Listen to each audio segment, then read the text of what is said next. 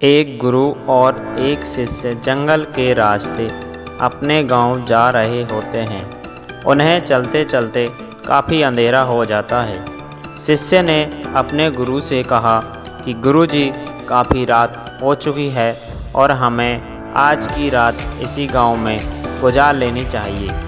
गुरुजी ने अपना सिर हिलाया और वो आसपास के गांव में एक छोटे से घर के पास जाकर रुके। अब जैसे ही वहां गए तो गुरुजी के शिष्य ने दरवाज़ा खटखटाया।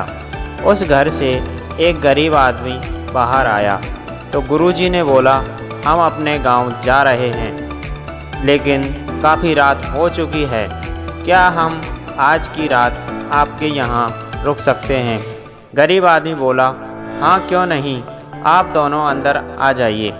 अब जैसे ही गुरुजी अंदर गए उन्होंने देखा कि उस आदमी के घर में बहुत ज़्यादा गरीबी है। गुरुजी ने पूछा कि आप काम क्या करते हो? वह गरीब आदमी बोला कि मेरे पास बहुत सारी ज़मीन है लेकिन गांव वाले बोलते हैं कि यह ज़मीन बंजर है, इसमें कुछ भी फसल नहीं उगाई जा सकती। गुरुजी ने बोला कि तुम्हारा गुजारा कैसे होता है? उसने बोला कि मेरे पास एक भैंस है जिससे मेरा पूरा घर चलता है। ये सुनने के बाद गुरुजी सो जाते हैं और रात में जब सभी लोग सो जाते हैं तब गुरुजी अपने शिष्य को उठाते हैं और उस गरीब आदमी की भैंस लेकर अपने गांव चले जाते हैं। शिष्य अपने गुरुजी से पूछता है कि गुरुजी, कहीं आप ये गलत तो नहीं कर रहे हैं? उस गरीब आदमी की रोजी रोटी इसी भैंस की वजह से चलती है।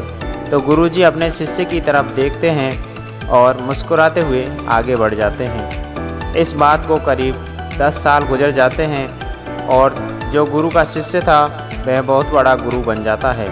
उसे एक दिन उस गरीब आदमी की मेरे गुरुजी ने उस आदमी के साथ अच्छा नहीं किया था, मुझे एक बार चलकर देखना चाहिए कि वह आदमी अब किस परिस्थिति में है।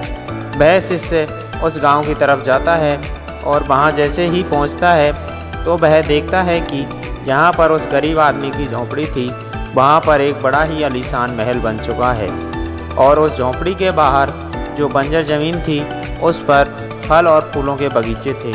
तभी उधर से उस घर का मालिक आता है और शिष्य उसे पहचान लेता है और उस आदमी से बोलता है कि तुमने मुझे पहचाना?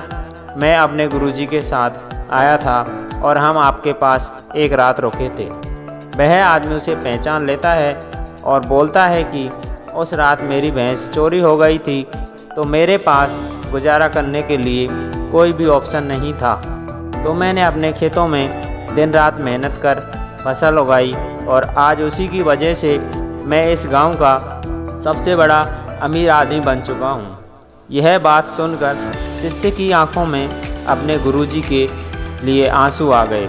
इस कहानी से हमें यह सीख मिलती है कि उस भैंस की तरह ही हमारी लाइफ में कुछ ऑप्शंस होते हैं जिन पर हम उस गरीब आदमी की तरह डिपेंड रहते हैं, जबकि हमारे अंदर बहुत सारे हुनर छिपे होते हैं। आज यदि हम अपने उस ऑप्शन को ख़त्म कर अपने अंदर छिपे हुनर पर काम करें तो हम अपनी लाइफ में सक्सेस हो सकते हैं। दोस्तों, स्टोरी अच्छी लगी तो लाइक करना, शेयर करना, कमेंट करना और आप इस चैनल पर नए हैं तो चैनल को सब्सक्राइब ज़रूर करना।